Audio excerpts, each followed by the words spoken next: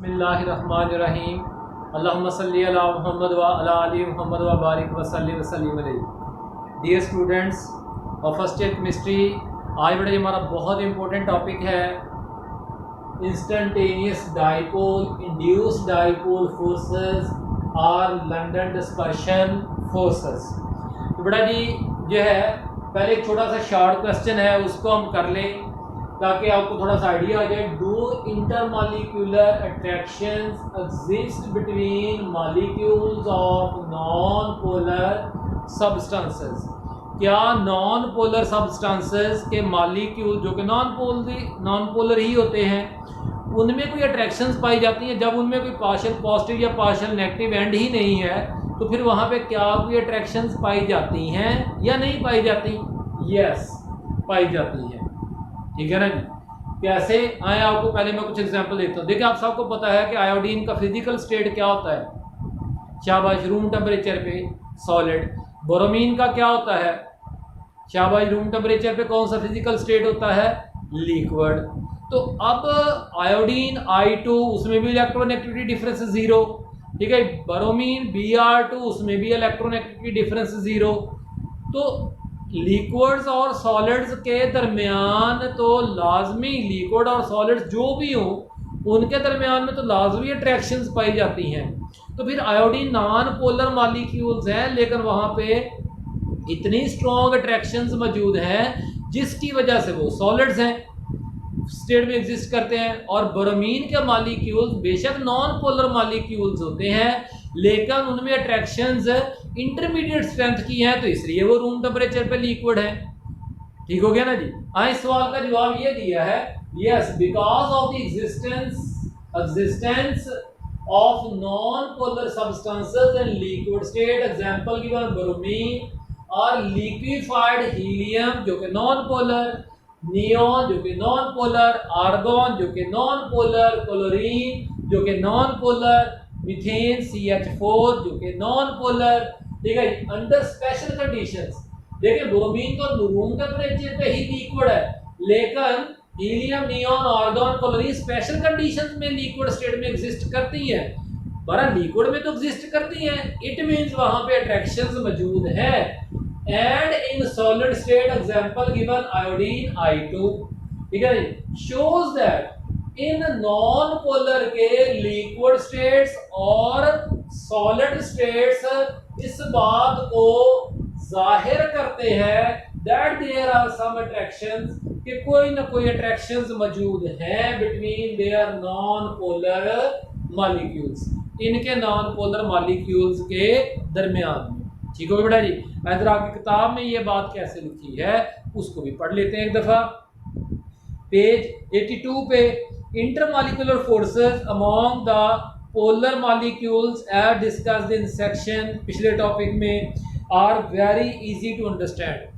जो polar substances के polar molecules में अट्रैक्शंस को समझ, ये एक मॉलिक्यूल का पार्शियल पॉजिटिव एंड दूसरे मॉलिक्यूल के पार्शियल नेगेटिव एंड को जो वो अट्रैक्ट करता है। और वहाँ पे पोल्स क्यों मौजूद है? क्योंकि बॉन्डेड एटम्स के दरमियान में electronegative difference not equal to 0।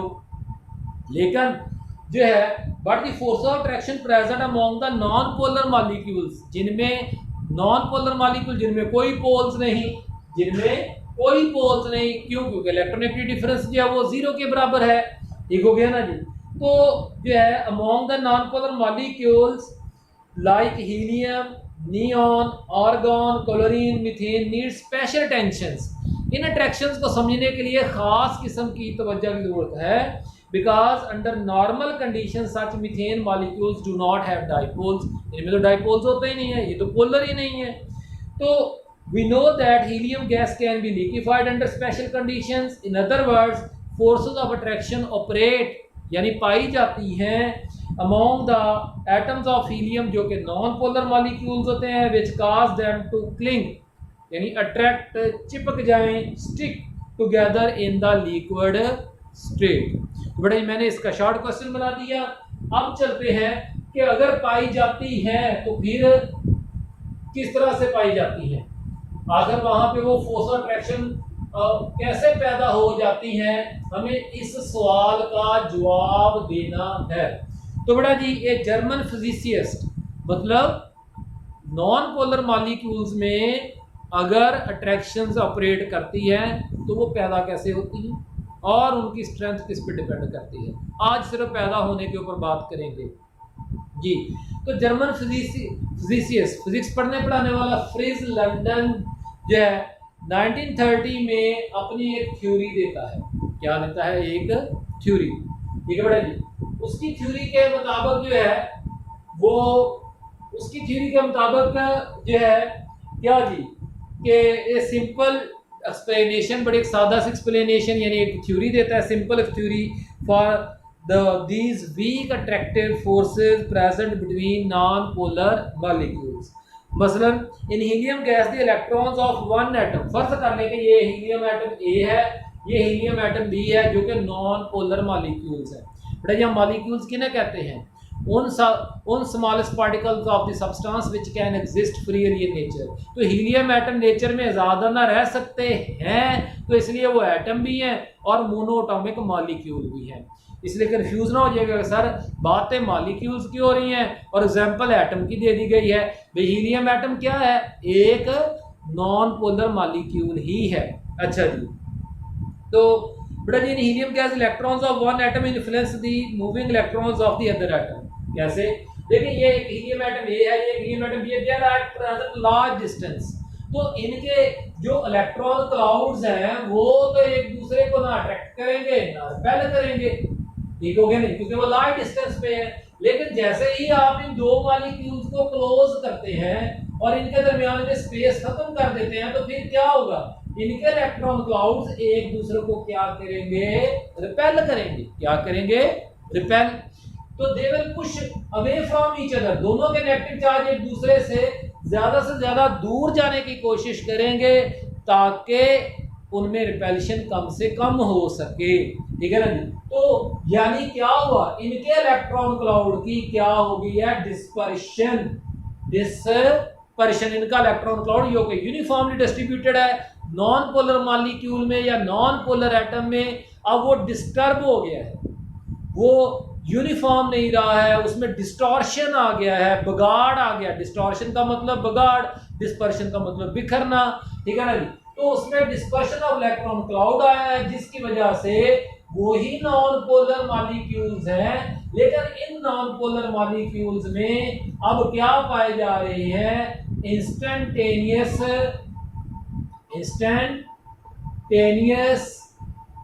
Dipoles पाए जा रहे हैं। बड़े इंस्टेंटेनियस का मतलब होता है लम्हाती, मोमेंटेरी, कुछ एक थोड़े से टाइम के लिए। तो क्या हो गया? अब इलेक्ट्रॉन क्लाउड ज्यादा इस तरफ हो गया, इधर कम हो गया है, तो इसलिए ये एंड पार्शियल पॉजिटिव, दूसरा and partial negative, partial positive, partial negative. तो ये इंस्टेंटेनियस डाइपोल्स किन में क्रिएट हो गए हैं? नॉन पोलर मॉलिक्यूल्स में। ये कौन कह रहा है? मैं नहीं कह रहा हूं, फ्रिज लंदन कह रहा है। उसने ये एक्सप्लेनेशन, उसने ये थ्योरी दी है, ठीक हो गया ना जी। तो बड़ा यहाँ इंस्टेंटेनियस डाइपोल को डिफाइन करते हैं। When electrons of one atom come close to the electrons of other atom. आप बेशक एटम की जगह पे नॉन पोलर मॉलिक्यूल लिख लें, ठीक हो गया ना जी। मैंने आपकी किताब वाला लफ्ज चूज किया है। तो come close to the electrons of other atom, they are pushed, वो electrons pushed away from each other and created temporary dipoles. Temporary dipoles in non polar molecules called instantaneous dipole, ठीक हो गया ना जी। तो ये टेम्परेरी है क्योंकि जैसे ये दूर होंगे, अगर ये फिर एक दूसरे से दूर मूव करते हैं तो ये रिवर्स हो जाएगा, ये दोबारा से अपने आप को उस तरह से यूनिफॉर्म नॉन पोलर मॉलिक्यूल्स में तब्दील कर लेंगे। तो बेटा जी अब क्या होता है? ये मिसाल के तौर पर इंस्टेंटेनियस डाइपोल्स रखने वाले नॉन पोलर मॉलिक्यूल्स हैं। ये अब अपने करीब आने वाले एक और नॉन पोलर मॉलिक्यूल को, ये सी मॉलिक्यूल आ गया, उसको भी क्या कर सकते हैं? उसमें भी ये देखो ये पार्शियल नेगेटिव, इसको पार्शियल क्या करेगा? रिपेल करेगा। तो ये था हमारा ए मॉलिक्यूल, ये हमारा बी मॉलिक्यूल, अब सी एक और है, ठीक हो गया ना जी। तो नतीजतन क्या हो गया? Partial positive, partial negative, A partial positive, partial negative, B molecule में, और सी में भी क्या पैदा हो जाएगा, पार्शियल पॉजिटिव पार्शियल नेगेटिव। लेकिन इस सी में इंड्यूस डाइपोल्स पैदा हुए हैं। इनमें तो हमने कह दिया था कि क्या हो गए थे, इन दोनों में तो हमने कह दिया था कि इंस्टेंटेनियस डाइपोल्स हैं, ठीक हो गया नहीं। लेकिन इसमें क्या पैदा हो गए हैं, इंड्यूस, क्योंकि मैंने आपको पढ़ा दी थी पोलराइजेबिलिटी के the production of poles in non polar molecules due to electron cloud dispersion. Electron cloud dispersion, उसको हम क्या करते हैं, पोलराइजेबिलिटी। तो यहाँ पे पोलराइजेबिलिटी ने अपना कमाल दिखाया कि जब और मॉलिक्यूल्स अगर इधर से आप डी बना देते तो इधर एक डी जो वो और इधर आ जाता। अभी फिलहाल मैंने इस तरह से आपको बनाया है। तो बेटा जी ये एक्सप्लेनेशन आपकी किताब में मौजूद है, आइए जरा इसको पढ़ते हैं कि इन हीलियम गैस हो गया जी। तो in this way a temporary dipole is created in the atom as shown in the figure. तो 4.3 the result is that at any moment of the electron, page 83 पे मैं पहुंच गया बेटा। ये इंस्टेंटेनियस डाइपोल की एक्सप्लेनेशन पढ़ रहा हूं कि क्या जी, the result is that at any moment the electron density of the atom is no more symmetrical. ऐसे हुआ ना जी, अब इलेक्ट्रॉन डेंसिटी जैसे वो क्लोज आएंगे, electron density electron cloud, electron density क्या है, इलेक्ट्रॉन क्लाउड। नोट कर ले, ठीक हो गया ना जी। किताब के ऊपर अंडरलाइन करके डेंसिटी के ऊपर क्या लिख दे, क्लाउड, ठीक है ना जी। वो अब यूनिफॉर्म नहीं रहेगा, सिमेट्रिकल यूनिफॉर्म नहीं रहेगा। It is more negative charge on one side, एक साइड पे ज्यादा नेगेटिव चार्ज होगा, ठीक है ना जी, on then on the other side. तो at any party at that particular instant, इस खास लम्हे पे जब दो नॉन पोलर मॉलिक्यूल्स एक दूसरे के क्लोज हैं, उस लम्हे पे क्या होगा, the helium atom becomes a dipole. This is called instantaneous dipole. अब आपको इतनी लंबी डेफिनेशन तो नहीं ना लिखनी, मैंने आपको मुख्तसर डेफिनेशन जो है वो बना दी है। अच्छा जी, तो बेटा जी the instantaneous dipole that disturbs the electron cloud of the, ये instantaneous dipole है, ये क्या है, instantaneous dipole है, ठीक हो गया ना जी। the instantaneous dipole that disturbs the electron cloud of nearby other atoms, दूसरे जो nearby other atoms हैं या other non polar molecules हैं, उनको भी क्या करते हैं, डिस्टर्ब करते हैं। इस अमल को फिर हम क्या कहते हैं, इंडक्शन, ठीक है। इंडक्शन से जो पोल्स पैदा होते हैं उसे हम क्या कहते हैं, इंड्यूस्ड डाइपोल। तो बेटा जी, so a dipole is induced in the second atom, यानी second molecule, third molecule, fourth molecule, fifth molecule. तो बेटा जी क्या डेफिनेशन बन गई इंस्टेंटेनियस इंड्यूस्ड डाइपोल की। Induced dipole instantaneous dipole disturbs the electron cloud of other nearby atom and dipoles are created in them called, उनको हम क्या कहते हैं, induced dipoles। क्या कहते हैं उन्हें, induced dipoles। अब बेटा जी इंस्टेंटेनियस इंड्यूस्ड डाइपोल्स पैदा हो गए हैं, ठीक हो गया जी। तो अब डेफिनेशन कर देते हैं किसकी, instantaneous dipole induced dipole forces are London dispersion forces की डेफिनेशन क्या जी, the momentary force, the लम्हाती force of attraction created between instantaneous dipole and the induced dipole is called dipole induced dipole interactions are London forces। बेटा जी इन्हीं को van der वाल forces भी मुख्तसरन कहते हैं। तो अब इसके कुछ फीचर्स, इन फोर्सेस की डेफिनेशन के बाद इसके कुछ फीचर्स। नंबर एक तो ये शॉर्ट लिव्ड होती हैं। शॉर्ट लिव्ड अट्रैक्शन उस वक्त तक मॉलिक्यूल्स नॉन पोलर मॉलिक्यूल्स में है जब तक वो एक दूसरे के क्लोज है।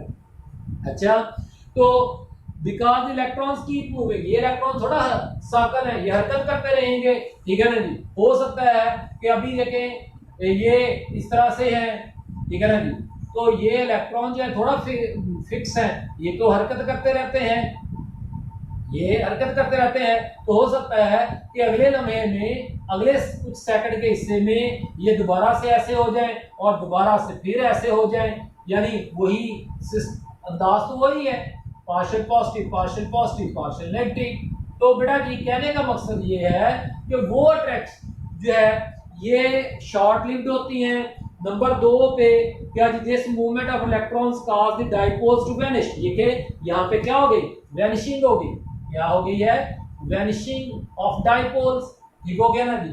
और जब के अगले स्टेप में फिर दोबारा से क्या हो गई है, वो दोबारा से फिर क्या हो गई है, रीफॉर्मेशन हो गई है। तो इस तरह से ये पैदा होते रहते हैं और ओरिएंटेशंस भी बदलती रहती हैं। मॉलिक्यूल्स के अंदर जो पोल्स हैं उनकी ओरिएंटेशन बदलती रहती है, यानी और movement later the dipoles will appear in different, वो जो डाइपोल्स हैं पहले इधर को थे अब इधर हो गए। अगर हम पॉजिटिव टू नेगेटिव चले, अगर हम पॉजिटिव टू नेगेटिव चले तो देखें अब ये डायरेक्शन हो गई है, तो हो सकता है कि अगले लम्हे में कोई और डायरेक्शन में हो जाए, ठीक हो गया ना जी। तो orientation and again weak attractions are developed. बेटा ये आखिरी पॉइंट आज के लेक्चर का, अकरेंस।